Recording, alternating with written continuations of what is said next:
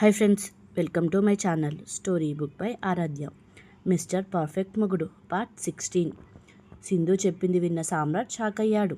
వెంటనే తన తల్లిదండ్రుల దగ్గరికి వెళ్ళి, నాన్న, అమ్మ, ఆమె అబద్ధం చెప్తుంది. తాతయ్య, కనీసం మీరైనా నన్ను నమ్మండి అని బ్రతిమలాడాడు సామ్రాట్. ఏంటిది సామ్రాట్, నాతో ఒక చెప్పి ఇప్పుడు ఇక్కడ మరోలాగా మాట్లాడుతున్నావు అని ఏం తెలియనట్టుగా అమాయకంగా అడిగింది సింధు. అది విన్న సామ్రాట్ కోపంతో ఆమె మెడ పట్టుకోవడానికి వెళ్ళగానే జీవ వెంటనే అడ్డుపడి, సార్, మేడం ప్రెగ్నెంట్, ఆమెపై చేయి వేయొద్దు అని ఆపాడు. మీకు విడాకులు అయ్యాయని మాకు చెప్పారు, కానీ ఇప్పుడు ఈ అమ్మాయి ఇలా అంటుందేంటి అని సామ్రాట్ని ప్రశ్నించారు సాహిత్య తల్లిదండ్రులు. ఆంటీ, ఆమె ఊరికే అలా అంటుంది. జీవా, నువ్వు ఆఫీస్కి వెళ్ళి విడాకుల పత్రాలు తీసుకురా, ఆమె నోరు మూయిద్దాం అని అరిచాడు సామ్రాట్. అప్పుడు జీవా నవ్వుతూ, సార్, మీరేం మాట్లాడుతున్నారు? ఆఫీస్లో విడాకుల పత్రాలు లేవు, మీ పెళ్లి రిజిస్ట్రేషన్ సర్టిఫికేట్ మాత్రమే ఉంది అన్నాడు జీవా. ఏ జీవా, నువ్వేం మాట్లాడుతున్నావు? నేను నీకు విడాకుల పత్రాలు ఇచ్చి నీ లాకర్లో పెట్టుకోమని చెప్పలేదా అన్నాడు సామ్రాట్. అయ్యో సార్, మీరు నాకు ఇచ్చింది విడాకుల పత్రం కాదు, మీ మ్యారేజ్ సర్టిఫికేట్ అని అందరినీ నమ్మించేలా చెప్పాడు జీవా. వెంటనే సామ్రాట్ కోపంతో, ద్రోహి, నా దగ్గర జీతం తీసుకొని నాకు ద్రోహం చేస్తున్నావా అని అతను చొక్కా పట్టుకున్నాడు. అప్పుడు జీవా అమాయకంగా, సార్, మీకేమైంది? నిన్న రాత్రి మీరు సింధు మేడంను మీతో తీసుకెళ్ళి అందరికీ పరిచయం చేయాలి అని చెప్పారు, కానీ ఇప్పుడు సాహిత్య మేడం వచ్చాక ఇలా మాట్లాడుతున్నారు అని అన్నాడు. ఇది విన్న సామ్రాట్ కోపంతో, నిన్ను చంపేస్తాను జీవా అని అతని గొంతు నొక్కడానికి వెళ్ళగానే సామ్రాట్ తండ్రి వచ్చి ఆపాడు. జీవా ఇన్ని సంవత్సరాలుగా నీతో ఉన్నాడు, అతను ఎందుకు అబద్ధం చెప్తాడు? నువ్వు కొంచెం పిచ్చిగా ప్రవర్తిస్తున్నావు సామ్రాట్ అని అన్నారు ఆయన. ప్లీజ్ డాడీ, వాళ్ళు చెప్పేది నమ్మకండి అని వేడుకున్నాడు సామ్రాట్. ఆ అమ్మాయి మెడలో తాళుంది, ఆమె కడుపులో బిడ్డ ఉంది, నీ పెళ్లి సర్టిఫికేట్ను నువ్వే నీ ఫేస్బుక్ అకౌంట్లో అప్లోడ్ చేశావు. ఇవన్నీ ఉండగా ఇది అబద్ధమని ఎలా నమ్మమంటావు అని గట్టిగా అన్నాడు ఆయన. అప్పుడు సామ్రాట్ బాధతో, నన్నెవరూ నమ్మడం లేదు. ఆ రోజు ఆ ప్రమాదం మా ఇద్దరికీ తెలియకుండా జరిగింది. తర్వాత ఆమె గర్భవతి అని తెలిసినప్పుడు బిడ్డను తీయించడానికి తీసుకెళ్లాను, కానీ 4 నెలలు అయ్యింది అని డాక్టర్లు ఏం చేయలేమని చెప్పారు. ఇక సాహిత్య ఆమెను పెళ్లి చేసుకోవాలని ఒత్తిడి చేసి సింధుతో రిజిస్టర్ మ్యారేజ్ చేయించింది. తర్వాత సింధు విడాకుల పత్రాలపై సంతకం చేసి ఊరు విడిచి వెళ్ళిపోయింది. ఆ పత్రాలు నేను జీవాకిచ్చాను జాగ్రత్తగా పెట్టమని, కానీ ఇప్పుడు వాడు నేను ఎలాంటి పత్రాలు ఇవ్వలేదని అబద్ధం చెప్తున్నాడు. నాన్న, నా చుట్టూ పెద్ద కుట్ర జరుగుతోంది అని అన్నాడు సామ్రాట్. సామ్రాట్, నిన్నెవరూ ఏం చేయలేరు, కానీ ఒకటి చెప్పు, ఆ అమ్మాయి కడుపులో ఉన్న బిడ్డ నీదేనా? ఆమె మెడలో ఉన్న తాళి నువ్వే కట్టావా అని అడిగాడు సామ్రాట్ తాతయ్య. దానికి సామ్రాట్ తల వంచి, అవును తాతయ్య అన్నాడు. సరే అమ్మా, నువ్వు పై ఫ్లోర్లో ఉన్న గదికి వెళ్ళు అని సింధుకి చెప్పారు ఆయన. అది విన్న సామ్రాట్ ఆశ్చర్యపోయి, ఏమంటున్నారు తాతయ్య? ఎవరో తెలియని అమ్మాయిని నా గదికి పంపుతున్నారా అని కోపంగా అన్నాడు సామ్రాట్. సామ్రాట్ తండ్రికి కూడా కోపంతో, నాన్న, మీరు చేస్తున్నది తప్పు, ఆమెని ఇంట్లోకి రానివ్వకూడదు అని అన్నాడు. ఇలా ఒకరితో ఒకరు వాదించుకుంటుండగా సాహిత్య మరియు ఆమె తల్లిదండ్రులు, చాలు, మీ సంబంధం మాకొద్దు అని చెప్పి అక్కడి నుంచి వెళ్ళిపోయారు. ఈ పరిస్థితిని చూసి సామ్రాట్ తల పట్టుకొని సోఫాలో నిస్సహాయంగా కూర్చున్నాడు. అప్పుడు అతని నానమ్మ అందరినీ ఆపుతూ, ముందు మీ గోలాపండి, కుటుంబ విషయాలు బాధ్యతగా మాట్లాడాలి, ఇలా అరవడం వల్ల ప్రయోజనం లేదు.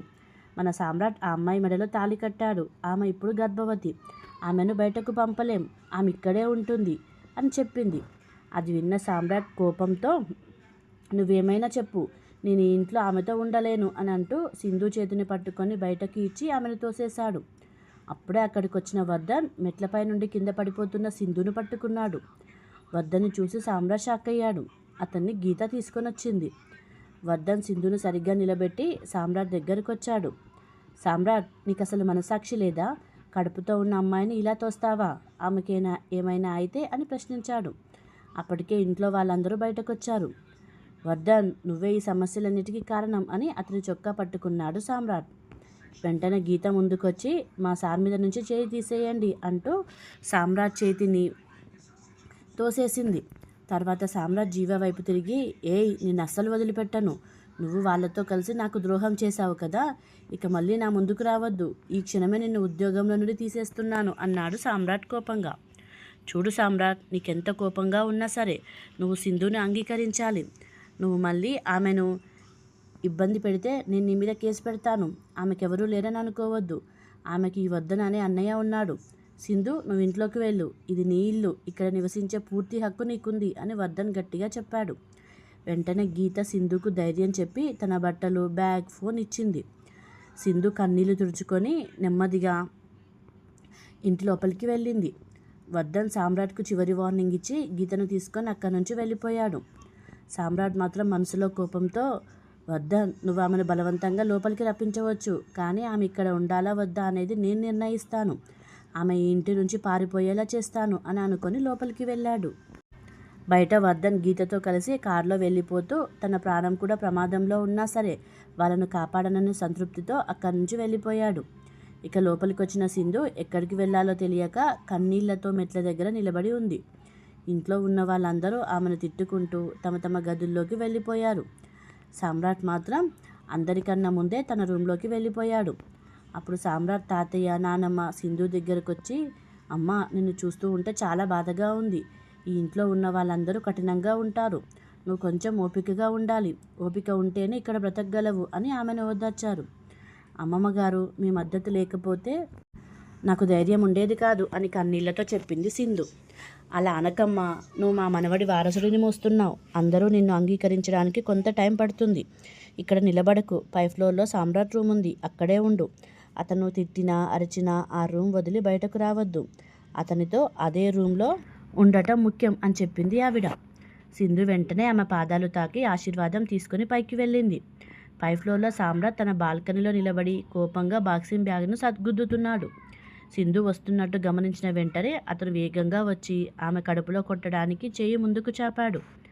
భయంతో సింధు కడుపు పట్టుకొని కళ్ళు మూసుకొని అమ్మ అని గట్టిగా అరిచింది.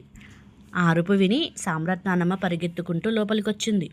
అప్పుడు సామ్రాట్ కుర్రంగా, ఓయ్, నీ చావు అంత ఈజీ కాదు. నిన్ను రోజు హింసిస్తూ చంపుతాను. నీకేం జరుగుతుందో అన్న భయంతోనే నువ్వు చచ్చిపోవాలి అని బెదిరించాడు సామ్రాట్. ఇది విని సింధు షాక్తో కన్నీళ్లు పెట్టుకుంది.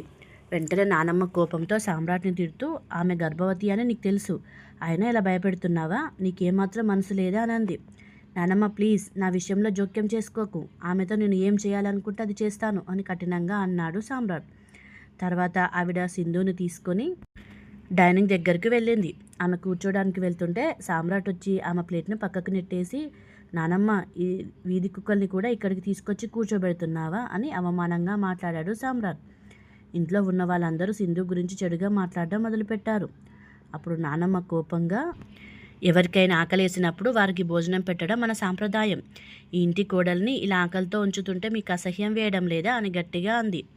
అమ్మా, ఆమెను ఇక్కడ కూర్చోబెట్టొద్దు. ఆమెకి ఇష్టం ఉంటే కింద పనిచేసే వాళ్ళతో కలిసి కూర్చొని తినొచ్చు అని చెప్పాడు సామ్రాట్ తండ్రి. ఇది విన్న సింధు ప్రశాంతంగా, పర్వాలేదమ్మమ్మ, నేల మీద కూర్చొని తిన్నా నా గౌరవం తగ్గదు. మా ఇంట్లో కూడా ఇలా తింటాం. నాకు చాలా ఆకలిగా ఉంది. నువ్వే నాకు వడ్డించు అని ధైర్యంగా చెప్పి నేల మీద కూర్చొని భోజనం చేసింది సింధు. భోజనం అయిపోయాక తన ప్లేట్ కడిగి కిచెన్ను శుభ్రం చేసి నెమ్మదిగా పై ఫ్లోర్లోని సామ్రాట్ రూమ్కి వెళ్ళింది.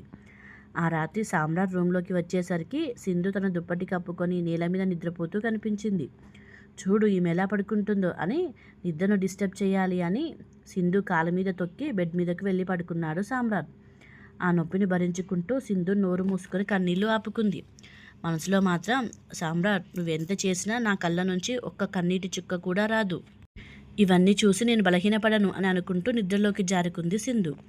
ఇక వర్ధన్ ఇంట్లో.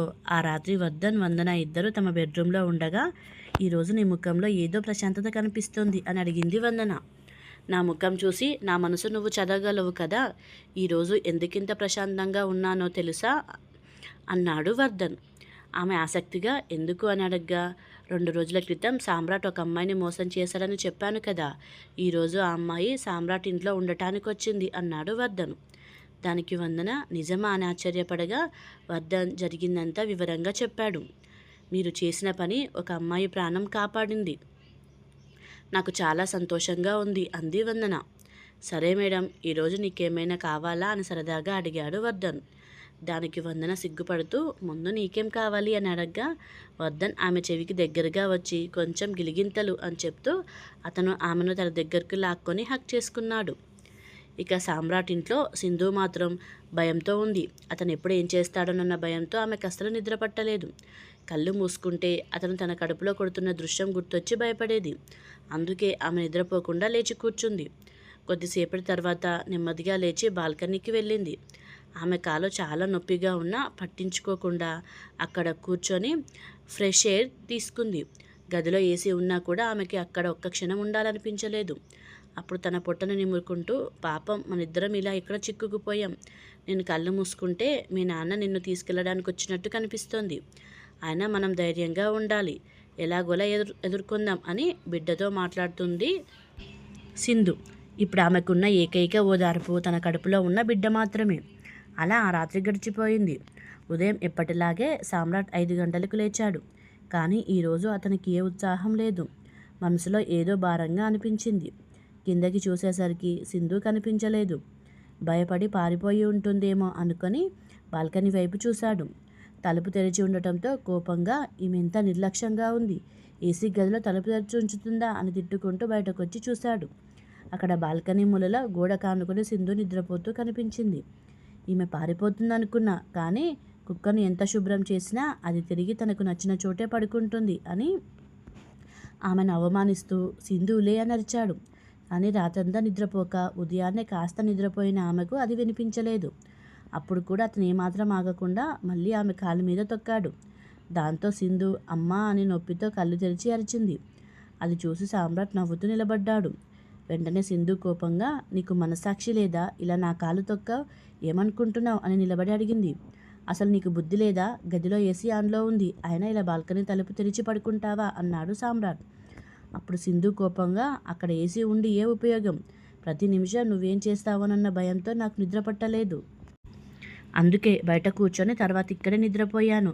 కానీ నువ్వు మాత్రం పదే పదే నా కాళ్ళ మీద తొక్కి నన్ను హింసిస్తున్నావు. నన్ను ఇలా బాధ పెడితే నేను భయపడి పారిపోతానని అనుకున్నావా, లేక నీ మాట వింటానని అనుకున్నావా అని గట్టిగా ప్రశ్నించింది సింధు. ఏంటి సింధు, తెలివిగా మాట్లాడుతున్నావా? రోడ్డుపై పడుకోవాల్సిన కుక్కవి నువ్వు. దారి వెతుక్కుంటూ ఇంట్లోకి వచ్చి న్యాయం గురించి మాట్లాడుతున్నావు అని సామ్రాట్ ఎగతాళిగా అన్నాడు. అది విన్న సింధు కోపంతో ఊగిపోయి, ఆ రోజు రోడ్డుపై పడుకున్న ఈ కుక్క దగ్గరకు వచ్చి ఎందుకు పడుకున్నావు? ఆ రోజు ఆ టాబ్లెట్ వేగాన్ని నువ్వు కంట్రోల్ చేయలేక నీ శరీరం మొత్తం అదుపు తప్పినప్పుడు దాన్ని అదుపు చేయడానికి ఈ సింధు అవసరమైందా? తాగిన్నప్పుడు నేను సాహిత్యాన్ని అనుకుని నా దగ్గరకు వచ్చావా? కాదు కదా సింధు, నాకు వేరే దారి లేదు, దయచేసి నన్ను భరించు అని నువ్వే నా దగ్గరకు వచ్చావు కదా. ఆ రోజు రోడ్డుపై ఉన్న ఈ కుక్క నీకు అవసరమైంది, కానీ నేను గర్భవతి అయిన తర్వాత రోడ్డుపై కుక్క కూడా ముట్టుకోనట్టుగా మారిపోయానా అని గట్టిగా ప్రశ్నించింది. దానికి సామ్రాట్ కోపంగా, సింధు నువ్వు చాలా ఎక్కువగా మాట్లాడుతున్నావన్నాడు. నేను ఇప్పుడే మాట్లాడుతున్నాను. ఆ రోజు నీకు ప్రమాదం జరిగినప్పుడు నిన్ను కాపాడడానికి నేను హాస్పిటల్కి తీసుకెళ్ళి నా రక్తం ఇచ్చాను. అప్పుడు నీకు అర్థం కాలేదా నా రక్తం నీ శరీరంలో ఎందుకుందో? అప్పుడు నిన్ను తాకడానికి కూడా అర్హురాలని కాదని అనిపించలేదా? ఇప్పుడు ఆ రక్తాన్ని మొత్తం బయట పారేస్తావా? ఇదిగో చూడు, నాకు నువ్వు వద్దు, నీ సాంగత్యం వద్దు, నీ డబ్బు ఏది వద్దు అని చెప్పి నేను బయటకు వెళ్ళిపోయాను. 2 అమ్మాయిలు ఒంటరిగా బ్రతకడం ఎంత కష్టమో తెలుసా? తల్లిదండ్రులు లేకుండా అనాథాశ్రమంలో పెరిగి చదువుకొని ఉద్యోగం సంపాదించి ఒక ఇంట్లో ఉండడం మొదలుపెట్టాక అక్కడికి వెళ్ళిన వెంటనే మేము చెడ్డ పని చేస్తామని పొరుగు వాళ్ళకు చెప్పావు. అదే మాకు చాలా బాధ కలిగించింది. అయినా నేను ఇంటికి రావడానికి అదే కారణం అని చెప్పింది సింధు. సామ్రాట్ పళ్ళు బిగించి ఆమె మాటలు విన్నాడు. సరే, నన్ను మోసం చేసిన పాపానికి నువ్వు నన్ను ఎలా అయినా శిక్షించవచ్చు, కానీ గీత చేసిన తప్పేంటి? ఆమె నాకు తల్లిలా ఉండి నన్ను చూసుకుంది. నీ బిడ్డతో నేను ఊరొదిలి వెళ్ళిపోయినప్పుడు నేను ఒంటరిగా ఉండకూడదని తన ఉద్యోగం కూడా వదిలేసింది. కానీ నీ స్వార్థం కోసం నన్ను అవమానించాలని చెప్పి నా గీతను కూడా ఎందుకు అవమానించావు? నువ్వు నిజాయితీగా వచ్చి నాకు సాహిత్యతో ప్రాబ్లం ఉంది, నువ్వు వస్తేనే అది సర్దుకుంటుంది అని చెప్పి ఉంటే నా పరువు పోయినా పర్వాలేదు అని ఈ బిడ్డ తండ్రి వేరొకరు అని చెప్పి వెళ్ళిపోయేదాన్ని. కానీ నువ్వేం చేశావు? నన్ను చెడ్డగా చూపిస్తూ నేను వ్యభిచారం చేశానని, నీతో సంబంధం పెట్టుకున్నానని, డబ్బు కోసం నిన్ను బ్లాక్మెయిల్ చేశానని ఎంత దారుణంగా అబద్ధాలు చెప్పావు. నాకు నీ మీద చాలా గౌరవం ఉండేది. అదే గౌరవంతోనే నేను గర్భవతి అని తెలిసిన వెంటనే అబార్షన్ చేయించుకోవడానికి వెళ్ళాను. అది సాధ్యం కాదని తెలిసిన తర్వాత నా ఉద్యోగానికి రాజీనామా చేశాను. కానీ నువ్వు అందరి ముందు మాట్లాడిన తీరు నా గౌరవాన్ని, నమ్మకాన్ని పూర్తిగా పాడు చేసింది అని సింధు కోపంగా చెప్పింది. అయితే జరిగిన దానికి ప్రతీకారం తీర్చుకోవడానికి మా ఇంటికి వచ్చావా, లేక నా మనసు మారితే మా కోడలిగా ఇక్కడే ఉండాలని అనుకుంటున్నావా అని అడిగాడు సామ్రాట్. నీ ఆస్తి నాకు అవసరం లేదు, నీ హోదా కూడా అవసరం లేదు. నాకు కావాల్సిందల్లా నా బిడ్డ పుట్టే వరకు ఈ ఇంట్లో ఉండటం మాత్రమే. నా బిడ్డ తండ్రి పేరు లేకుండా పుట్టకూడదు. అందుకే నేను ఇక్కడ నీ భార్యగా ఉంటాను. నా బిడ్డ నీ బిడ్డగానే పుడుతుంది. ఈ బిడ్డ పుట్టాక ఈ సింధు ఎవరో నీకు చూపిస్తాను అని ధైర్యంగా చెప్పింది సింధు. నాకు నీతో మాట్లాడడం లేదు. ఈ ఇంట్లో నువ్వు ఎదుర్కొనే కష్టాలు తట్టుకోలేక పారిపోతావో లేక ఇక్కడే ఉంటావో నేను చూస్తాను అని చెప్పి కోపంగా జిమ్కి వెళ్ళిపోయాడు సామ్రాట్. సింధు కాసేపు బాధపడినా వెంటనే తనను తాను ధైర్యపరుచుకొని మళ్ళీ అతని ముందు ఏడవకూడదు, అతను ఏం చేసినా సరైన సమాధానం ఇవ్వాలి అని అనుకుంది. కొద్దిసేపటి తర్వాత సామ్రాట్ కిందికొచ్చి తన రూమ్లో స్నానం చేసి ఆఫీస్కి వెళ్ళడానికి రెడీ అయి కిందికి వెళ్ళాడు.